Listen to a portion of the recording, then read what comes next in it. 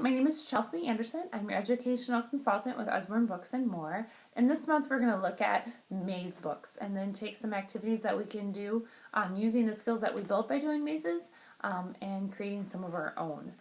The first book I'm going to show you is called My First Maze Book. It's appropriate for around the age 4, that preschool range. There's 24 mazes in this book.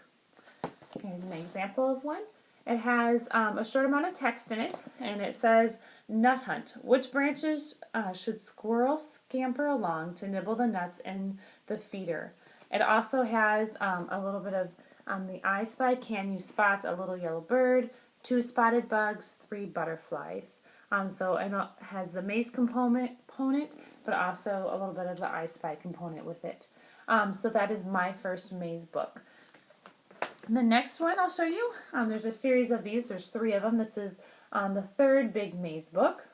There's 50 mazes in here. They are going to get a little more difficult as the book goes on. There are answers in the back of all the maze books, so if you do get stuck, I'll show you the back here so you can see how the difficulty does expand a little bit. So that's the third maze book. The last one I'll show you is the very big maze book. It is fun filled with mazes. There are a ton in here. So you can see that. Again, it's going to start out a little more easily and then progressively get harder. There's more to the end. There's more than 100 mazes in this one, so you can see the range. The big maze book and the very big one, around the age of 6 and older is a good place to start with those. If you want to use the books more than once, you can use your finger, you can use an unsharpened pencil, whatever, a stylus, that way you can get more use out of them. The big ones are bigger than 8.5 by 11, so they really wouldn't fit if you decided to tear them out. They wouldn't fit in like a clear plastic sleeve, but you could get them laminated if you wanted to use them in the classroom at like a station, or for children who maybe need some more work with problem solving and critical thinking skills. You could do that as well. If you enjoy mazes, they do a great job for our brain in building that critical thinking skill and solving problems. Another way to even reach higher on our critical thinking is creating. So if you want to create your own maze, this is just a simple way to do it. You're going to need a baggie, some cardboard, scissors, hot glue, and a marble and straws. So the first thing you're going to do is cut your piece of cardboard to the size of the baggie that you've chosen to use. The one I'm using is a pint size baggie. So you cut your cardboard piece, you cut a notch for the start, and you cut a notch for the end.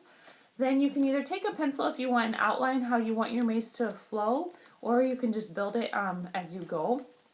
But that's how I did mine. So I took my straw pieces, I decided how my maze was going to go, and then you take your hot glue, you glue the straw pieces on. I recommend putting an edge of straws on the sides, that way your marble won't kind of get off course as you go. Once you've got your maze the way you want it, you're going to slide it into your bag. You want it to be a tight fit, that way your marble doesn't fall off. Your marble, then can you start at the top, or wherever your start is, and you're going to use your fingers and push it through all the way down to the end. If you have those younger kids, good idea to make this for them. It's great to use in church or at the doctor's office to keep the hands busy. My girls are 4 and under, and they do enjoy this. If you want to challenge yourself, if you have older children, have them create the maze. That's where that extension and that critical thinking and higher order thinking happens. So let them create it. You can go small, you can do like a sandwich bag style, or you can go big with the big Ziploc clothing bags.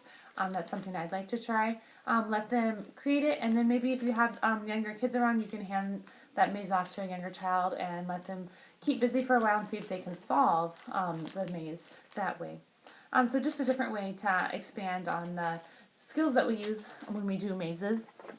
So again, the 3 different books I had were my very first maze book, the very big maze book, and the just big maze book, and a maze in a baggie. So thanks for peeking in, and hope you enjoyed it.